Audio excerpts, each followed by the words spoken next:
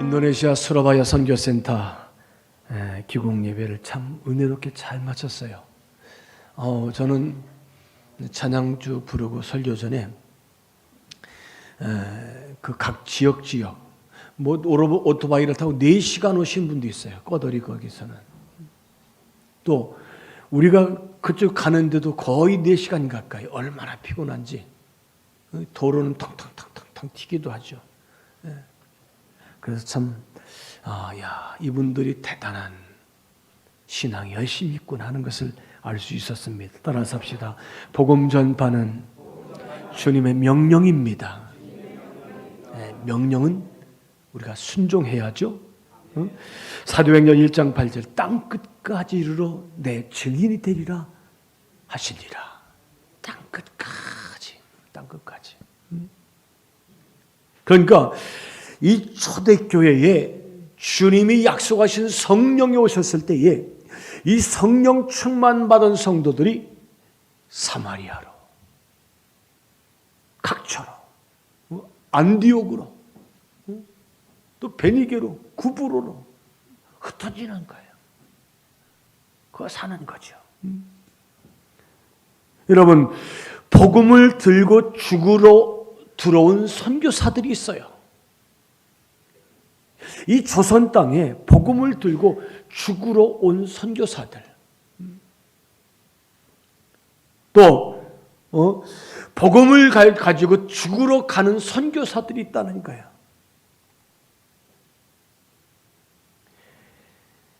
우리나라의 배재학당, 이화학당, 또 양화진 선교사 묘역을 가보면 있잖아요. 참 은혜가 됩니다. 또 인천의 내리교회, 또 중국인 차이나타운 거기 가면은 아펜젤로 선교사님이 오셔서 묵었던 호텔이 있어요. 그걸 감리교단에서 잘 이렇게 리모델링 해놨어요. 또 100주년 기념탑, 길 옆에 있자면 100주년 기념탑도 있고요. 우리가 쉽게 갈 수 있는 곳들이죠. 우리가 가야 하는 이 국내의 성지순례 코스입니다. 따라서 합시다. 순례는 집을 떠난다는 말입니다. 순례라는, 성지순례는 집을 떠난다는 말이에요. 제가 지난 금요일 날 아침에 우리 장로님 2분, 선교사님 삭개오 만나러 거기를 뭐 가지러 가면 비타민 가지러 가는 틈에 이 공항 무쪽에 그러니까 수백 명 사람들 쫙 몰려 들어오는 거예요. 사진 한번 보여주세요. 저거 찍었어요, 제가. 네. 자, 그 다음 사진, 그냥 떼거리로 몰려드는 거예요. 지금 멀리서 저거 찍어서 저거래요. 저게 뭡니까? 라고 송경화 선교사에게 물어봤더니, 목사님, 저분들은 지금 이슬람 성지순례 떠난 분들입니다. 어디죠? 메카 뭐 거기 그 코스고 도는 게 있대요. 근데 거기서 발표 죽는 것도 영광스러운 것이라는 거예요. 이 사람들은 해외에 성지순례를 갔다 오면은 머리에 쓰는 두건이 검은색입니다. 그러면은 그 마을에 그 이슬람 기도하는 것이 머스짓에서 갔다 온 사람은 이제 직급이 높아지는 거예요. 성지순례만 갔다 왔다고 권사 주고, 한 번 갔다 왔다고 또 장로님 직분 주고, 그런 식이야. 그러니까 그 머스짓의 그 마을의 지도자가 되는 거예요. 이거 보세요. 이게 메카예요? 그 수라바야야, 이 메카 사원이 있는데 어마어마 크기더라고요. 이게 참 그 도움을 굉장히 아는, 이게 이 자카르타죠. 자카르타의 최고의 큰 이제 이 사원이 있고, 수라바야의 2번째 사원이 있다는 거죠. 저 메카 사우디아라비아에서 후원을 받아가지고 이런 엄청난 이제 사원을 짓는 거죠. 주님은 우리의 목자가 되시고 우리는 예수님의 양인 줄로 믿습니다. 요한복음 10장 23절, 27절 양은 내 음성을 들으며 나는 그들의 알며 그들은 나를 따르리라. 목자는 양을 알고 양은 목자의 음성을 듣고 따라가는 것이 목자와 양의 관계라는 거예요. 이 성지순례를 떠난다는 것은 우리도 믿음의 길을 떠났던 사람들을 따라 믿음의 여정을 가는 것이라고 생각하면 돼요. 여러분 우리가 지금 성지순례하는 신앙생활에 아멘? 성지순례하는 거예요 우리가. 현대판 성지순례는 이 교회 저 교회 떠돌아다니는 사람이 성지순례죠. 이 교회 떠돌아다니는 성지순례를 하지 말고 일괄적으로 하나님 앞에 영적인 믿음의 길을 끊임없이 걸어가는 아름다운 영적인 성도가 되시기 바랍니다. 이 서울의 합정동에 가면 양화진이 있죠. 양화진 선교사 묘역. 천주교는 그 옆에 한강 옆에 절두산이 있어요. 절두산이 뭐죠? 네, 목을 자르는 거예요. 천주교의 신앙의 박해 때문에 목이 잘려 죽은 사람들을 수천 명이라고 해요. 그런데 그 옆에 여러분 이 천주교의 성지는 순교자 묘역이에요. 순교자. 목이 잘려서 죽은 순교자들의 묘역이 절두산이에요. 단두대, 작두에 목이 잘리는 거죠. 그런데 천주교의 절두산은 순교자의 묘역이지만 양화진은 선교사의 묘역인 줄 믿습니다. 이 땅에 들어와서 복음을 전하다가 순교했던 많은 사람들, 풍토병으로, 핍박으로, 사고로 죽은 사람들, 선교사들이죠. 거기는 어린 아기도 있고 어른도 있고 다양한 사람들이 있습니다. 그런데 따지고 보면은 순교나 선교는 같은 말인 것 같아요. 선교하다가 순교하고요. 선교의 사명을 가지고 순교하는 것 아닙니까? 그래서 순교는 따라서 합시다. 예수님을 따라 죽은 사람들. 그게 순교예요. 선교는 예수님을 따라 씨 뿌리고 죽은 사람. 따라서 예수님을 따라 씨 뿌리고 죽은 사람들. 그게 선교예요. 선교사로서. 여러분 생각해보면 이 조선 땅에 왔던 선교사들은 다 이 땅에 죽으러 왔어요. 양화진에 묻힌 선교사들의 묘역에 가면 거기에 글귀를 읽어보면 감동이 있어요. 제가 알기로는 아프리카에서 선교하다가 한국에 들어오신 장로교 이용남 선교사님, 아마 안산 쪽에서 목회하는 거예요. 그분이 그 선교사 묘역을 이렇게 한 사람 한 사람 다 설명하잖아요. 그러면 우리는 줄줄줄줄 눈물을 흘리면서 그 이야기를 듣고 다니는 거예요. 그 선교사님은 한 사람 한 사람을 다 설명하는데 안 우는 사람이 없어요. 그 묘역의 그 빈문을 볼 때마다 거기에 빈문 그 사람의 신앙과 삶의 내역들을 다 이렇게 설명하는 거예요. 한 500여 구가 있는 것 같습니다. 제가 알기로는. 영혼 구원하고 이 땅에 묻히기를 원했던 사람들. 여러분 조선 땅에 참 허무하게 죽음을 느끼면서 죽었던 선교사들이 많습니다. 아내가 죽고요. 갓난 아기가 죽고요. 남편이 죽고요. 그래서 본국에 와서 또다시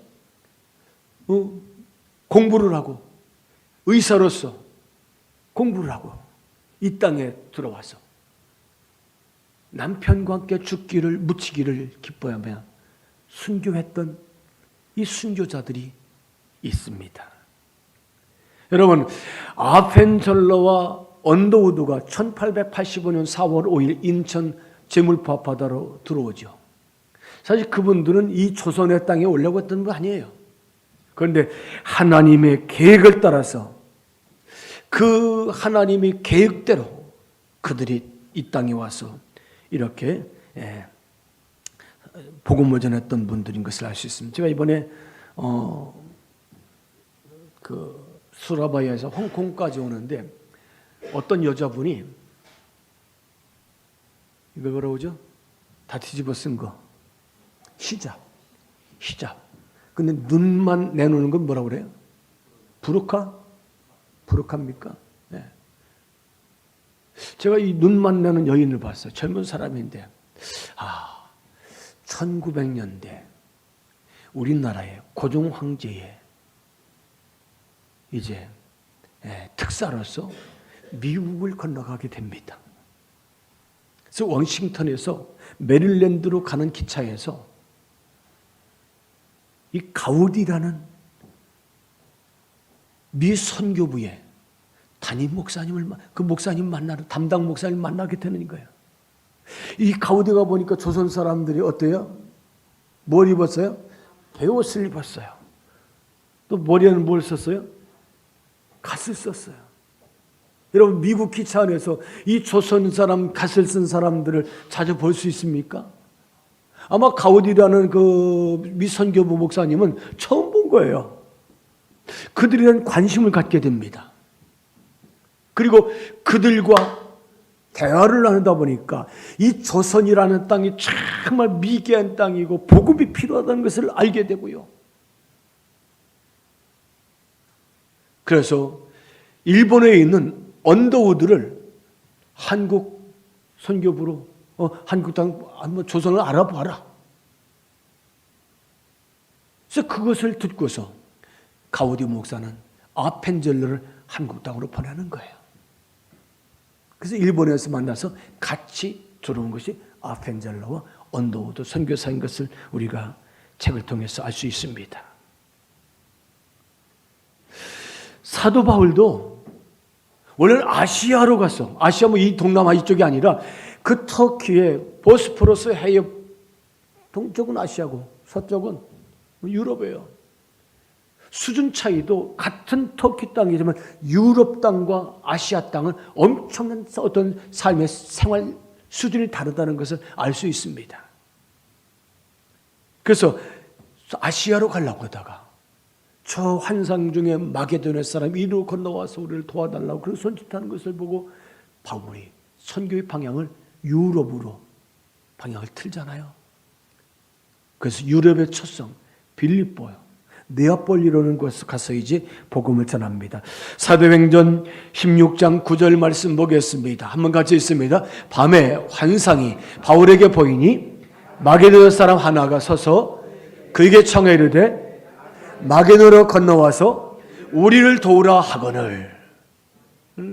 여러분 내 계획과 내 생각과 하나님의 계획과 하나님의 생각은 다르다는 거예요. 같을 수도 있어. 그러나 또 다를 수도 있다는 사실을 우리는 기억하시길 바랍니다. 그래서 바울이 유럽을 가서 빌립보로 가서 가장 아름다운 교회 중에 하나인 빌립보 교회를 세우게 되는데 거기 루디아라는 여자가 있었고요. 거기서 엄청난 매를 맞잖아요. 그리고 깊은 감옥에 투옥되지 않습니까? 응? 바울은 나 이런 로마 시민권을 가지고 있다고. 여보시오, 당신들 알아서 나 로마 시민이요. 이러면 이게 복음이 전파가 안 됩니다. 바울은 끝까지 로마 시민권을 내놓지 않았어요. 매를 맞고 희생과 사랑을 통해서 그 간수의 집을 통해서도 이 빌립보 교회가 탄생하는 놀라운 역사를 이루었던 것을 볼 수 있습니다. 여러분 기독교 역사를 보면 죽으러 가고 죽으러 온 사람들의 믿음 이야기입니다. 적어도 이 조선 땅에 들어온다는 것은 이 땅에 죽으러 선교하러 순교자로 왔던 선교사들인 걸 알 수 있습니다. 제가 오다 보니까 홍콩에서 가다 보니까 필리핀 옆으로 지나가서 보르네오 섬을 지나서 수라바레로 가더라고요. 코스가. 보르네오. 이 보르네오는 40대 초반에 내 친구 선교사가 여기서 순교했는데 어려운 땅이 있잖아요. 저 영월 출신인데 조영덕 선교사. 저는 그 친구하고 뭐 많이 교제 안 해놨지만은 참 순전한 사람이었어요. 이 보르네오 보르네오 거기 가서 선교하다가 죽고 나서 사모가 5개월 만에 유방암으로 죽게 됩니다. 자녀 딸이 둘이 있어요. 초등학교 6학년, 중학교 2학년인가요? 그 아이들이 상처를 받는 거예요. 그 아이들이 교회를 잃어버리고 신앙을 잃어 하나님 할머니 수하에서 자라게 되는데 저 서울연의 총무님이 몇몇 목사님들 이렇게 후원을 받아서 이 자녀들을 케어를 하게 됩니다. 제가 중부에 있을 때에 어느 날 키도 크고 예쁜 아가씨 하나가 왔어요. 그래서 어떻게 하셨습니까? 예, 선교사 파송 서류를 내려왔다고. 아, 그러시냐고. 조은영 선교사인데 제 친구 목사님이 며느리가 됐어요. 지금 태국에서 선교하는데 자네가 조영덕 선교사 딸인가? 예. 제가 그 앞에서 참 많이 울었어요. 그 선교사님과 사모님의 죽음과 이 아이들이 받을 상처를 생각하니까 정말 제 총무 사무실에서 그 아이 옆에서 정말 많이 울었어요. 그러냐?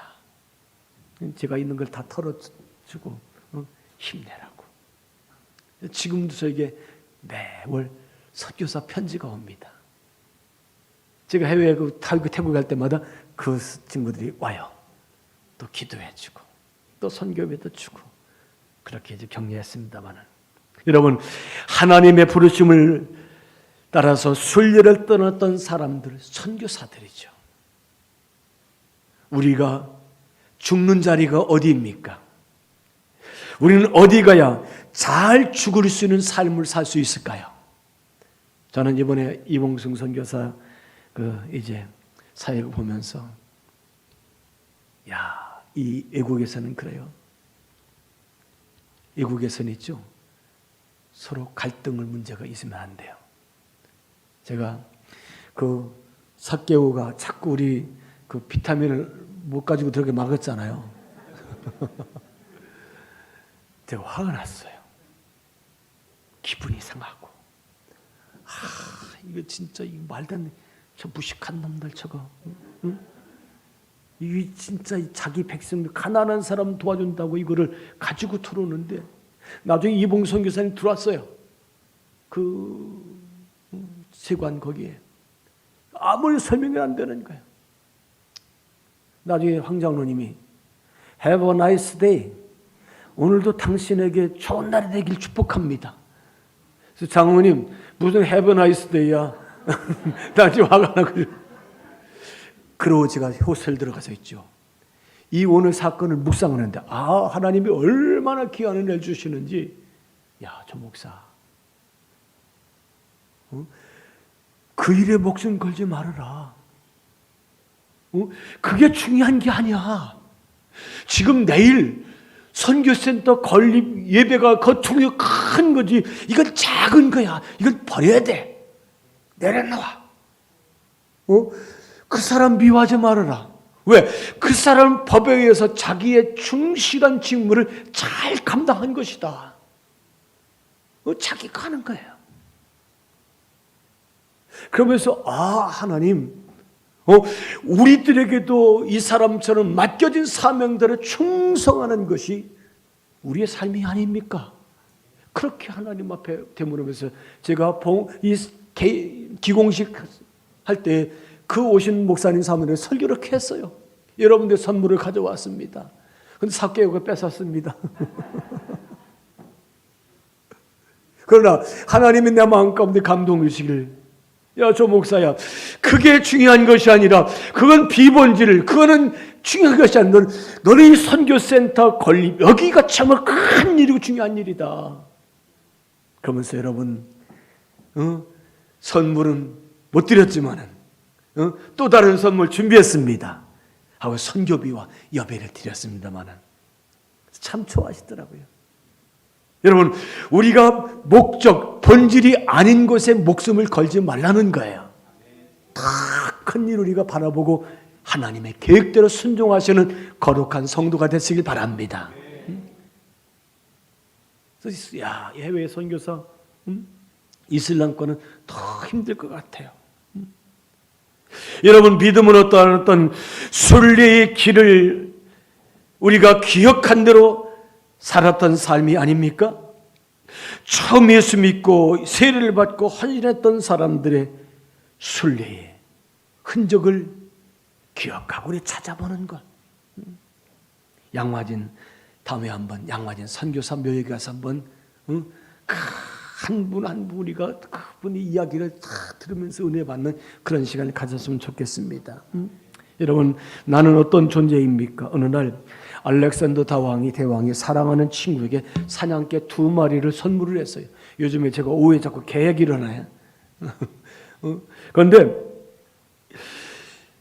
내친김에 이 개 2마리를 가지고 사냥개를 가지고 사냥을 해야 되겠다. 그래서 토끼 사냥을 갔습니다. 그런데 이 앞에 토끼가 있는데도 사냥개가 잡질 않고 그냥 뒹굴뒹굴 놀면서 자기 딴짓을 하는 거예요. 이 사냥개가 처음에 너무 이건 훈련되지 않는 이 멍청한 개다. 그렇게 이 친구가 생각하고 산에서 내려옵니다. 며칠 있다가 사슴을 향해서 사냥을 가는데 이 사냥개가 저만큼 사슴이 나타났는데도 불구하고 개가 쫓아가지도 않고 쳐다보지도 않고 관심이 없는 거예요. 멀뚱멀뚱. 알렉산더에 화가 났어요. 그래서 활을 갖다가 이 2마리 사냥개를 쏴서 2마리 다 죽여버립니다. 얼마 후에 이 사냥개를 준 친구 만찬자리에서 알렉산더 대왕이 아니 토끼 2마리도 못 잡는 사냥개, 사슴 1마리도 못 잡는 사냥개, 그놈을 사냥개라고 내게 선물했느냐고 그렇게 친구에게 이 알렉산더 대왕이 윽박지릅니다. 그랬더니 친구가 대왕이요, 그 사냥개는 대왕을 위해서 사자와 호랑이를 잡도록 훈련된 개입니다. 특별하게 쓰려고 훈련된 개입니다.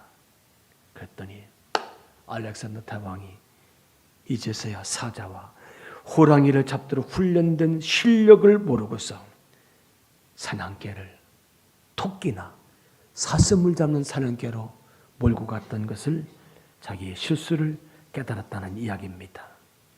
여러분, 우리 그리스도인들 가운데도 자기가 어떤 존재인지를 잘 모르고 영적 싸움에 에너지를 소비하는 사람들이 참 많습니다. 여러분, 우리가 싸워야 될 적은, 우리가 싸워야 될 대상은 나를 괴롭히고 나를 힘들게 하는 사람이 아니라는 거예요. 아멘? 삭개오가 아니에요. 아멘? 삭개오가 아니에요. 이 삭개오 그 일보다 내일 이 하나님의 선교센터의 위대한 아름다운 기공 예배가 더 중요한 것이지, 거기에 마음 쓰지 말고 거기에 마음 상하지 말고 온 마음과 힘을 다해서 여기에 집중하라는 하나님의 뜻으로 제가 깨닫게 되었다는 것입니다. 여러분, 우리가 성경을 보니까 하나님은 기도를 향해서 큰 용사라고 하지 않습니까? 미디안 군대 13만 5천 명과 이스라엘 백성들, 이스라엘 군사 3만 2천 명이 전쟁을 하는데 하나님이 이스라엘 군대가 너무 많다는 거예요. 그러니까 2만 2천 명이 집으로 돌아갔어요. 몇 명 남았어요? 10,000명 남았어요. 13만 5천 명과 10,000명의 싸움은 어떻게 됩니까? 이게 가당케란 일입니까? 그러니까 하나님이 이것도 너무 많다. 그래서 개울가로 데리고 가서 물을 먹이는데 물을 떠서 핥으면서 좌우를 살피는 사람 300명을 다시 따로 세우잖아요. 그리고 나머지 9,700명한테 집으로 돌려보냈어요. 300명 용사가 미디안 군대 13만 5천 명과 싸워서 이긴 줄로 믿습니다.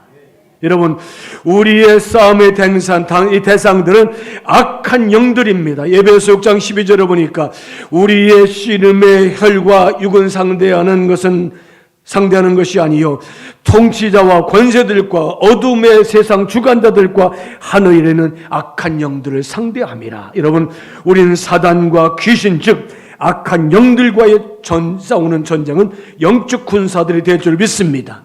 그래요. 저는 이번에 이 선교센터 가보면서 하나님이 정말 좋은 곳에 주셨구나. 좋은 곳에. 제가 이렇게 한번 스케치 해보는 거예요. 이 선교센터가 도심에 있었다면, 또 주택가 안에 있었다면 얼마나 불편했을까. 오토바이를 타고 오고 많은 목사님들이 몰려서 올 텐데 그 사람들이, 이슬람 사람들이 얼마나 눈이 따가울까. 그런데 여기는 창고들만 있는 것이고 가드가 지키는 것이에요. 출입을 함부로 할 수 없어요. 그리고 주차장이 널찍해요. 얼마든지 자동차나 이제 오토바이가 충분히 이제 주차할 수 있는 곳이었어요. 그래서 저는 거기서 여기에 어느 목사님이 며칠 전에 조그마한 가정에서 집안에서 결혼식을 하는데 얼마나 더우면 힘들었다는 거예요. 선교사님 갔다 왔다는 거죠. 그래서 목사님 앞으로 여기서 결혼식도 할 수 있는 것이 될 수 있습니다. 아멘.